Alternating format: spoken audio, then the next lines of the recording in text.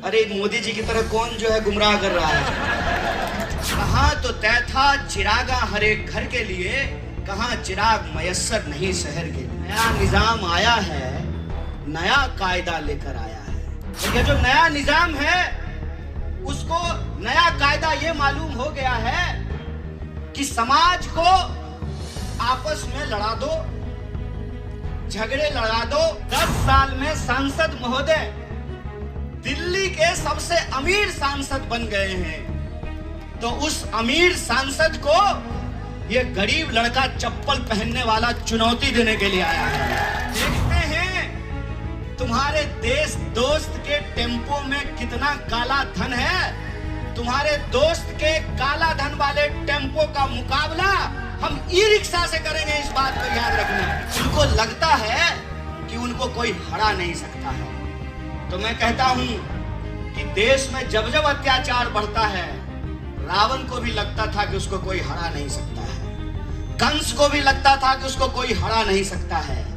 लेकिन जब जब कंस पैदा होता है तब तब कन्हैया का भी जन्म होता है। विपक्ष की एक एक आवाज को, चाहे वो नौजवान हो, विद्यार्थी हो, पत्रकार हो, लेखक हो, साहित्यकार हो, फिल्म बनाने वाला हो, एक एक इंसान को जो इनके खिलाफ आंख में आंख डाल करके सवाल पूछता है, उसको पकड़ करके ये जेलों में बंद कर देते हैं। तो मैं कहना चाहता हूं कि हमने आपकी जेलें देखी हैं साहब, और हमने आपकी लाठियां भी देखी हैं। एक वक्त तक हम अत्याचार बर्दाश्त करते हैं, और जब अत्याचार सर से ऊपर बढ़ जाए तो हम एकजुट होकर के उसका मुकाबला करते हैं। इस बात को याद रखिएगा।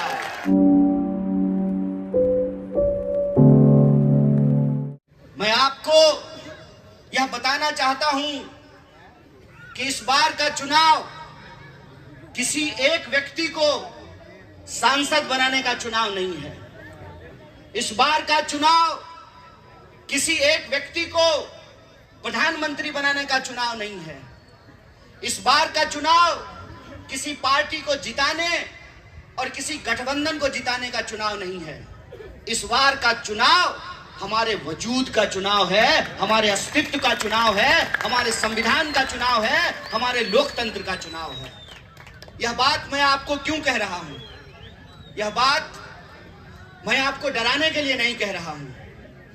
यह बात आप सब पिछले कई सालों में महसूस किए हैं। इस बात को मैं बस दोहरा रहा हूं आपके सामने।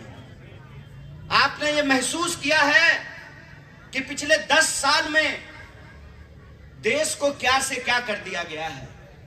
एक मशहूर शेर है, कहां तो तय था चिरागा हर एक घर के लिए, कहां चिराग मयस्सर नहीं शहर के लिए। और अभी अली मेहंदी साहब चिराग की बात कर रहे थे। दिल्ली में एक जगह है चिराग दिल्ली, और एक और कहावत है चिराग तले अंधेरा। और ये चिराग तले अंधेरा कहने का ये मतलब है कि उत्तर पूर्वी दिल्ली भी दिल्ली में ही है, लेकिन जो उत्तर पूर्वी दिल्ली में रहने वाले लोग हैं ये रोज महसूस करते हैं कि जब आप यमुना पार कर रहे होते हैं तब आपको 2 दुनिया नजर आता होगा। एक वो दुनिया जो यमुना के उस तरफ है, जिधर बड़े बड़े कोठियों में रहने वाले लोग हैं, मंत्री जी रहते हैं, प्रधानमंत्री जी रहते हैं, और आपके सांसद मनोज तिवारी जी भी रहते हैं। और एक ये इलाका है जहां आप रहते हैं, जहां हम रहा करते थे। 2009 में मैं बिहार से चल करके दिल्ली आया था यूपीएससी की तैयारी करने के लिए। कलेक्टर का सपना बन लिए आया था मैं, क्योंकि हमारे घर वालों को लगता था कि हमारा बच्चा पढ़ लिख करके कलेक्टर बनेगा तो हमारी तकदीर बदल जाएगी, हमारी किस्मत बदल जाएगी। लेकिन मुझे लगता है कि किसकी किस्मत में क्या लिखा है यह सब संयोग का खेल है। 2009 में जब हम इस इलाके में रहते थे तो हम बखूबी जानते हैं कि इस एरिया में रहने वाले लोगों की समस्याएं क्या हैं। मुझे मालूम है कि रोज बरोज इस एरिया में रहने वाले लोग किन समस्याओं का सामना करते हैं। ये जो बच्चियां ऊपर खड़ी हैं, इनको मालूम है जब ये बस में चढ़ने के लिए जाती हैं तो इनकी सबसे बड़ी चिंता ये होती है खुद को बचाएं, अपने बैग को बचाएं कि अपने मोबाइल को बचाएं। चोर उतना ही सातिर है जितनी सरकार सातिर होती है। आप जब खुद को बचाएंगे तो आपका पर्स गायब कर देगा, और पर्स को बचाएंगे तो आपका मोबाइल गायब कर देगा। होता है कि नहीं होता है? गर्दन हिला दो बस, होता है ना। और आप किसी भी रोड पे चले जाइए, आप पुस्ता रोड पे चले जाइए, आप मौजपुर बाबरपुर का जो सामने वाला रोड है मेट्रो के नीचे, उसमें चले जाइए, आप 100 फीटा रोड पे चले जाइए, आप 60 फीटा रोड पे चले जाइए, आप गोकुलपुरी चले जाइए, नंद नगरी चले जाइए, हर्ष विहार चले जाइए, आप करावल नगर चले जाइए, आप कहीं चले जाइए, कोई ऐसी सड़क नहीं है जहां जाम नहीं लगा हुआ है, जहां ट्रैफिक नहीं लगा हुआ है। स्कूल की छुट्टी होती है 2 बजे और बच्चे घर पहुंचते हैं शाम को 6 बजे। और जब शाम होने लगती है, सूरज ढलने लगता है, ज्यों ज्यों सूरज ढलता है त्यों त्यों माँ बाप की चिंता बढ़ने लगती है और वो बार बार फोन करते हैं। तो बच्चे फोन उठा करके कहते हैं कि बार बार फोन करके तंग क्यों कर रहे हो, ऐसा ना हो जाम में फंसे हुए हैं और तुम्हारा फोन उठाने के चक्कर में हमारा फोन ही कोई लेकर के भाग जाए। ये रोज की समस्या है, चाहे जाम की समस्या हो, चाहे मोबाइल चोरी की समस्या हो, चाहे इस एरिया में जो रहने वाले लोग हैं थोड़ी सी बारिश हो ना जाए, थोड़ी सी बारिश हो ना जाए कि जमुना जी का पानी नहीं बढ़ता है लेकिन हमारी गलियों में पानी जमा हो जाता है। बोलिए जल भराव होता है कि नहीं होता है? और ये आज से नहीं हो रहा है, ये सालों से हो रहा है। पिछले 10 साल और उससे पहले भी हुआ है। तब और अब में फर्क क्या है?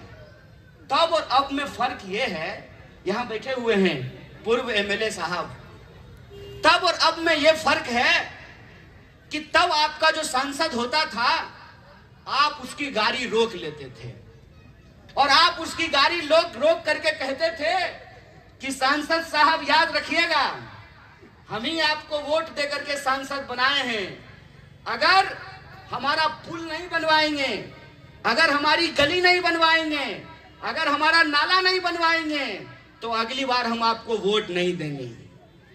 पिछले 10 सालों में यह फर्क आया है कि सांसद को लगता है कि उसको तो वोट उसके नाम पे मिल ही नहीं रहा है, इसीलिए काम करने की कोई जरूरत ही नहीं है। यह जो फर्क आया है कि लोकतंत्र में सबसे ज्यादा ताकत जनता के हाथ में होती थी।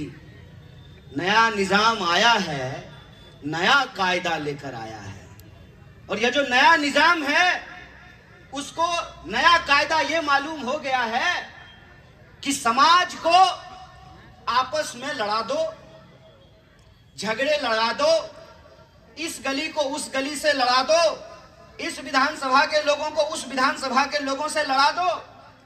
सांसद ने क्या काम किया यह सवाल कोई पूछेगा ही नहीं। क्यों?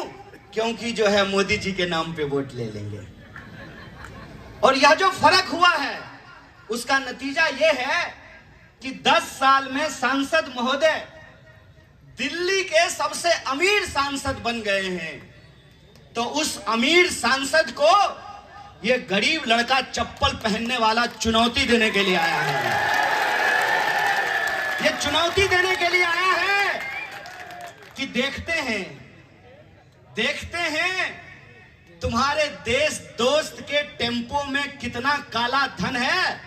तुम्हारे दोस्त के काला धन वाले टेम्पो का मुकाबला हम ई रिक्शा से करेंगे, इस बात को याद रखना है। और रही बात हमारे एजेंडे की, जिस सपने की बात हमने आपसे की है, हमारा सपना यह है कि दिल्ली में रहने वाले लोग चाहे यमुना के उस तरफ रहते हो, चाहे यमुना के इस तरफ रहते हो, वो भारत के नागरिक हैं। और वो अगर भारत के नागरिक हैं तो इस देश के संविधान ने, इस देश के लोकतंत्र ने उनको एक अधिकार दिया है। और अधिकार यह है कि जिसके पास फॉर्च्यूनर है उसका वोट भी एक होता है, और जिसका बाप जूता सिलने का काम करता है उसका वोट भी एक होता है। यह है संविधान की ताकत। और इस संविधान की ताकत को ये हमसे छीन लेना चाहते हैं। और आपने देखा कि सूरत में इन्होंने क्या किया। सूरत में चुनाव नहीं हुए। जो सूरत के लोग थे वो अगर भाजपा के खिलाफ वोट देना चाहते थे, उनके पास वोट देने का कोई विकल्प नहीं था। कई सारे लोगों ने यह शिकायत किया कि आप हमारी गली में नहीं आए हैं, आप हमारे मोहल्ले में नहीं आए हैं, हमने आपको सिर्फ YouTube पे देखा है। तो मैं उन लोगों को एक बात कहता हूं, दोस्त मेरे, ये लड़ाई बहुत बड़ी है। ये देखने और दिखाने की नहीं, बचने और इस देश को बचाने की लड़ाई है। इसीलिए उन लोगों को मैं सिर्फ इतना कहना चाहता हूं कि आपने उसी YouTube पे जहां आपने हमको देखा है, उसी YouTube पे एक और वीडियो आपने देखा होगा। भाजपा का सांसद का बेटा, लोग कहते हैं ईवीएम हैक होता है, उसके बेटे ने पोलिंग स्टेशन का अपहरण कर लिया और अपहरण करके ईवीएम अपने हाथ में लेकर के कह रहा था कि ये ईवीएम मेरे बाप का है। इतना अहंकार, इतनी ताकत और इतना घमंड उसके दिमाग में कैसे आया है? इतना अहंकार, इतना घमंड, इतना ताकत उसके दिमाग में इसलिए आया है कि उनको लगता है कि उनको कोई हरा नहीं सकता है।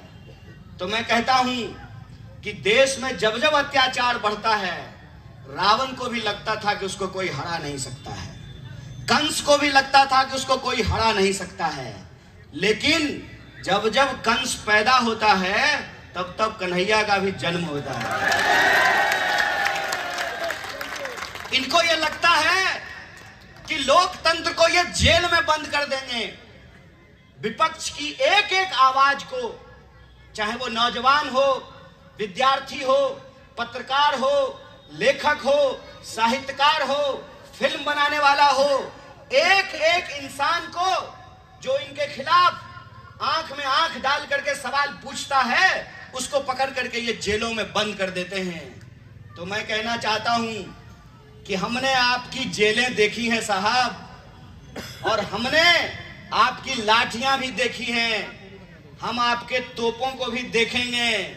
लेकिन याद रखिएगा, ये भारत की भूमि है, ये भारत की धरती है। एक वक्त तक हम अत्याचार बर्दाश्त करते हैं, और जब अत्याचार सर से ऊपर बढ़ जाए तो हम एकजुट होकर के उसका मुकाबला करते हैं। इस बात को याद रखिएगा, इस बात को याद रखिएगा कि आप हमारे समाज को बांटने की कितनी भी कोशिश कर लीजिए, अंग्रेज भी यही करा करते थे। अंग्रेजों की भी यही साजिश थी, उन्होंने भी इस देश के साथ यही किया था। लेकिन जब अंग्रेजों का अत्याचार बढ़ा तो एक साथ राम प्रसाद बिस्मिल भी पैदा हुए और अशफाक उल्लाह खान भी पैदा हो गए थे। ये याद रखिएगा कि इस धरती से प्रेम करने वाले लोग, चाहे उनका नाम कुछ भी हो, उनका धर्म कुछ भी हो, वो रहते किसी भी इलाके में हैं, जब बात देश की आएगी, जब बात संविधान की आएगी, जब बात लोकतंत्र की आएगी, तो हम तमाम लोग एकजुट होकर के इसका मुकाबला करेंगे। बोलिए, संविधान बचाने की इस लड़ाई में आप साथ हैं कि नहीं हैं? अगर आप साथ हैं तो मैं आपको एक मजेदार बात बताता हूं। पहली बार जब मैं उत्तर पूर्वी दिल्ली में प्रत्याशी बना तो मैं लोगों से बात कर रहा था, तो सारे लोग यही कह रहे थे कि हमने सांसद को देखा नहीं है 10 साल में। हम बोले चिंता मत कीजिए, आप जितना अपने सांसद को 10 साल में नहीं देखे हैं, उससे दुगना हम आपको 10 दिन में उनका दर्शन कराएंगे। और सिर्फ सांसद का नहीं, सिर्फ सांसद का नहीं, सांसद तो दूल्हा है, पूरी की पूरी बारात और पूरी जमात को सड़क पे उतार करके लाएंगे। अभी सांसद महोदय गली गली घूम रहे हैं, हम आपको दिखे ना दिखे, आपको हम प्रधानमंत्री से भी मुलाकात करवाएंगे, कई सारे मुख्यमंत्रियों से भेंट करवाएंगे, कई सारे मंत्रियों से भेंट करवाएंगे, सारे दोस्त इनके आएंगे और आपकी गलियों में जो है जुगनू की तरह जो है चमकेंगे, जुगनू की तरह। लेकिन ध्यान बस एक बात का रखना है, इस 10 दिन में 10 साल को नहीं भूलना है। इस 10 दिन में जो बात कही जाएगी उसके प्रभाव में आए बिना जो आप 10 साल से झेल रहे हैं उस बात को नहीं भूलना है। वो आएंगे, मीठी मीठी बातें करेंगे, फिर से नया वादा करेंगे, फिर से आपको उम्मीद दिखाएंगे कि हमने जो 10 साल में नहीं किया हम वो आने वाले 5 साल में कर देंगे। तो मैं एक बात पूछना चाहता हूं, कितना बार बेवकूफ बनेंगे? 1 बार, 2 बार, तिबारा बेवकूफ बनना चाहते हैं क्या? वो इस क्षेत्र की जनता को अपमानित कर रहे हैं। उन्होंने अपमानित किया। दिल्ली में 7 सीट है, 7 में से 6 पे कैंडिडेट बदल दिया, इस पे कैंडिडेट नहीं बदला। और कैंडिडेट ऐसा जिसके बारे में भाजपा के लोग कहते हैं कि हमारा सांसद तो हमको मिलता ही नहीं है। करवा चौथ का चांद भी दिख गया, ईद का चांद भी दिख गया, कितना करवा चौथ और ईद हो गया, लेकिन उनका हंसता हुआ नूरानी चेहरा नहीं दिख पा रहा है इस क्षेत्र के लोगों को। इसीलिए इस बार की लड़ाई, एक तरफ वो हैं जो समाज में नफरत फैला रहे हैं, एक तरफ वो हैं जो लोगों को गुमराह कर रहे हैं, एक तरफ वो हैं जो बार बार नए तरीके का झूठ बोल रहे हैं। मुझे तो लगता है कि किसी दिन झूठ ही सुप्रीम कोर्ट चला जाएगा और कहेगा कि जो है मेरा अस्तित्व खतरे में है। नया तरह का झूठ बोलते हैं, वो आपके पास आएंगे, फिर से जो है इस समाज को, उत्तर पूर्वी दिल्ली में रहने वाले लोगों को बांटने की कोशिश करेंगे, गुमराह करने की कोशिश करेंगे। लेकिन हमको अपनी समस्याओं पर टिके रहना है, हमको इस बात पर टिके रहना है कि पुस्ता रोड का चौड़ीकरण क्यों नहीं किया गया, गमरी रोड का चौड़ीकरण क्यों नहीं किया गया, मेट्रो का काम क्यों नहीं पूरा हुआ, नया सेंट्रल स्कूल क्यों नहीं खुला, मल्टी स्पेशलिटी हॉस्पिटल क्यों नहीं बना। और सबसे बड़ी बात, जब चुनाव आता है तो सारे नेता आते हैं, फिर 5 साल के लिए ऐसे गायब हो जाते हैं जैसे गधे के सर से सींग। इस बात को हमको याद रखना है कि ये लड़ाई किसी को सांसद बनाने की नहीं है, अपने अस्तित्व को बचाने की लड़ाई है। आप जो नागरिक हैं और आपका जो नागरिक होने का एहसास है, उस एहसास को बचाने की लड़ाई है। इस समाज में चाहे हम जिस जाति या धर्म में पैदा हुए हों, हम संविधान की नजर में बराबर हैं, उस बराबरी के एहसास को बचाने की लड़ाई है। यह लड़ाई अपने हक हुक की लड़ाई है, यह लड़ाई अन्याय के खिलाफ न्याय को बचाने की लड़ाई है। इस बात को हमको याद रखना है। बोलिए, आप न्याय के लिए, न्याय को बचाने के लिए तैयार हैं? अगर आप तैयार हैं तो हम आपको एक बात कहना चाहते हैं, जो आपको मिल रहा है मुबारक, जो आपको मिल रहा है बधाई। हम उस बात को आगे बढ़ाना चाहते हैं। हम चाहते हैं कि महिलाओं को हर महीने 8,500 रुपया मिले। हम चाहते हैं कि जो नौजवान हैं जिन्होंने लोन लेकर के पढ़ाई की है, अगर इस देश में बड़े बड़े धन्ना सेठों का कर्जा माफ किया जा सकता है, अगर उनका 16 लाख करोड़ कर्जा माफ किया जा सकता है, तो जिन बच्चों ने लोन लेकर के पढ़ाई की है, हम उनका लोन माफ करेंगे। सीधी सी बात है भाई, देश किसी का बपोती नहीं है, देश हम सब का है। अंबानी का वोट भी एक होता है और ठेला लगाने वाला, रेहड़ी पटरी लगाने वाला, ई रिक्शा चलाने वाला, ऑटो चलाने वाला का भी वोट एक होता है। अगर इस देश में अंबानी अडानी के लिए कर्जा माफ किया जा सकता है, तो आपको विद्यार्थियों का भी कर्जा माफ करना पड़ेगा। इसलिए माफ करना पड़ेगा कि कर्ज लेकर के हमने पढ़ाई करी, लेकिन जब नौकरी देने की बात आई, हमको तो नौकरी नहीं मिला, गरीब के बच्चों को नहीं मिल रहा नौकरी, और गृह मंत्री का बेटा बन रहा है बीसीसीआई का सेक्रेटरी। यह जो अत्याचार है, यह जो अन्याय है, उस अन्याय के खिलाफ हम संघर्ष करना चाहते हैं। और देश में जो तानाशाही है, उस तानाशाही को हम मुंह तोड़ जवाब देना चाहते हैं।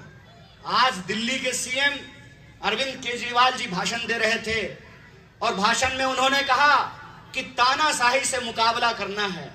तो एक बात मैं आपको बता दूं, जैसे आप कोई गुरु से शिक्षा लेते हैं, तो दो लोग जो गुरु से शिक्षा लेते हैं, उनको आपस में गुरु भाई बोलते हैं। अरविंद केजरीवाल जी से हमारा रिश्ता तो जेल का रिश्ता है। हम तिहाड़ से आ चुके हैं, पहले जाके आ गए, वो अभी अभी आए हैं और फिर उनको वापस जाना है। मैं कहता हूं कि यह बड़ी लड़ाई है।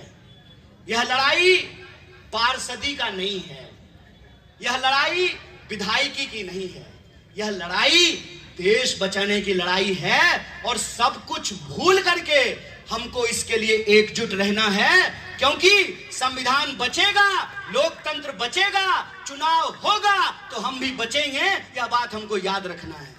इसीलिए आप सबसे मैं यह आग्रह करना चाहता हूं कि इस बार के चुनाव में हमको दल नहीं देखना है।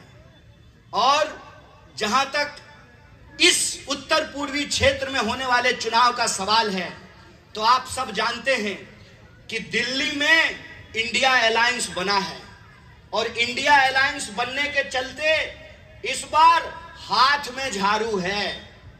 हाथ में झाड़ू कहने का मतलब कि 7 सीट है दिल्ली में, 4 सीट पर झाड़ू का निशान है और 3 सीट पर हाथ का निशान है। इसीलिए जो हमारी माताएं और बहनें हैं, खाली भाषण सुनने से काम नहीं चलेगा, आपको भी अपनी जिम्मेवारी निभानी पड़ेगी। आपको घर घर में जाकर के जो आपकी देवरानी और जेठानी हैं और जो सासू माँ हैं, उनको समझाना पड़ेगा कि इस बार झाड़ू और हाथ साथ में है, तो वहां जाकर के झाड़ू नहीं खोजना है, हाथ पे जाकर के बटन दबाना है। और यही बात नौजवानों को भी करनी है, यही बात बुजुर्गों को भी करनी है कि हम जहां भी जाएं वहां लोगों को बताएं कि 4 सीट पर झाड़ू है और 3 सीट पर हाथ है। और उत्तर पूर्वी दिल्ली में हाथ का निशान इस बार 2 नंबर पर है। कितने नंबर पर है? और ये किसका निशान है? ये जीत का निशान है। इसीलिए मैं कहता हूं कि इस बार सारा ग्रह, नक्षत्र और दिशाएं यह कह रही हैं कि जितना तुमको जोर लगाना है लगा लो।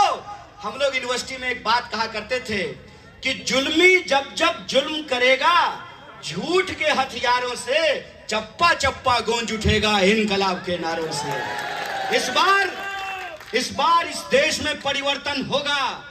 मीडिया चाहे जितनी भी, बहुत सारे मीडिया को उन्होंने खरीद लिया है ना, सब लोग बुरा मत मानिएगा, हम सब लोगों के खिलाफ नहीं बोल रहे हैं, लेकिन जो अरबपति मालिक लोग हैं वो आपका मुद्दा नहीं उठाता है ना। आपका मुद्दा कभी उठाता है? जो अरबपति मालिक लोग हैं वो अपना ईमान बेच दिया है। कभी भी आपका मुद्दा टीवी पे नहीं दिखाता है। महंगाई की बात नहीं होती है, बेकारी की बात नहीं होती है, इस क्षेत्र की जो समस्याएं उसकी बात नहीं होती है। दिन भर समाज को लड़ाने का धंधा किया जाता है, इसीलिए उनको जितना ताकत लगाना है लगा लें। इस बार की लड़ाई एक तरफ वो है और दूसरी तरफ हम हैं, इस देश की जनता है और हमको मिलकर के ये लड़ाई लड़नी है। बोलिए लड़ेंगे? डाउट लड़ेंगे तो न्याय और अन्याय के इस संघर्ष में अन्याय हारेगा और न्याय की जीत होगी। इस बात को हमको याद रखना है। इसीलिए आप सबको अपनी एक जिम्मेवारी निभानी पड़ेगी।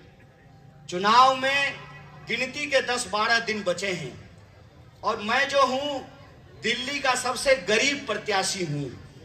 मेरे पास हेलीकॉप्टर नहीं है और सबसे गरीब प्रत्याशी होने के चलते 24 लाख वोटर हैं उत्तर पूर्वी दिल्ली में, 10 विधानसभा है और लगभग 2200 बूथ है। और हम तो जो है सांसद महोदय की तरह जो है शादी भी नहीं किए हैं, तो हमारा प्रचार तो आप लोगों को करना पड़ेगा ना।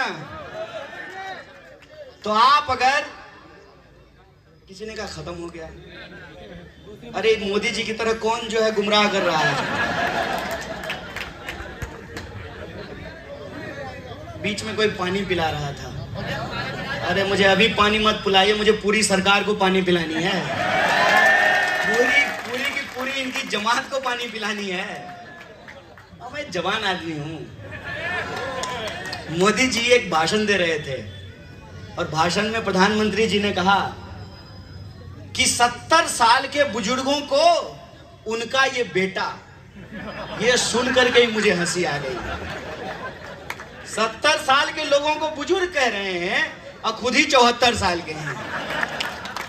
अगर वो जवान हो सकते हैं 74 साल की उम्र में, तो मैं तो अभी 40 भी पूरा नहीं किया हूं। बहुत वक्त है हमारे पास, आप समय की चिंता मत कीजिए।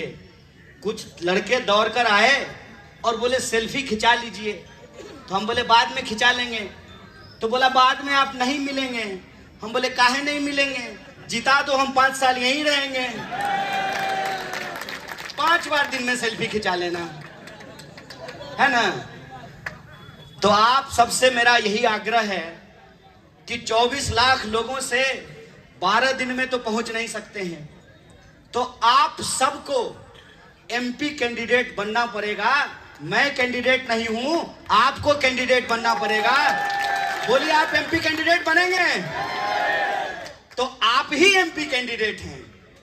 गली गली जाना है, कॉलोनी कॉलोनी जाना है और कोई पूछे कि किसका प्रचार कर रहे हो, तो कहना कि अपना प्रचार कर रहे हैं, इस बार हम एमपी में खड़ा हुए हैं। और पूछेगा कि तुम्हारा नंबर क्या है, तो कह देना है कि 2 नंबर है। पूछेगा निशान क्या है, तो कह देना कि हाथ छाप है। करेंगे आप लोग? मिलकर करेंगे? तो क्या कह रहे थे चाचा? बटन दबेगा, बटन दबेगा, बटन दबेगा। और 25 मई को आप तमाम लोगों को अपने घरों से निकल करके वोट करना है और इस बार अन्याय के खिलाफ न्याय को वोट करना है, अन्याय पे चोट करना है, हाथ को वोट करना है। करेंगे ना? पक्का? और आप सब ईमानदार लोग हैं, मेहनतकश लोग हैं। आप जब अपनी जुबान देते हैं तो उसको निभाते हैं। हमको पूरा भरोसा है कि इस लड़ाई को हम हर हाल में जीतेंगे। इस बार अन्याय हारेगा, न्याय जीतेगी और उत्तर पूर्वी दिल्ली में परिवर्तन होगा और तानाशाही को हरा करके हम लोकतंत्र जिंदाबाद करेंगे। इन्हीं शब्दों के साथ आप तमाम लोगों को, हमारी माताओं बहनों को, तमाम बुजुर्गों, नौजवान साथियों को शुक्रिया अदा कहते हुए, धन्यवाद कहते हुए अपनी बात को खत्म करता हूं। बहुत बहुत धन्यवाद, बहुत बहुत शुक्रिया।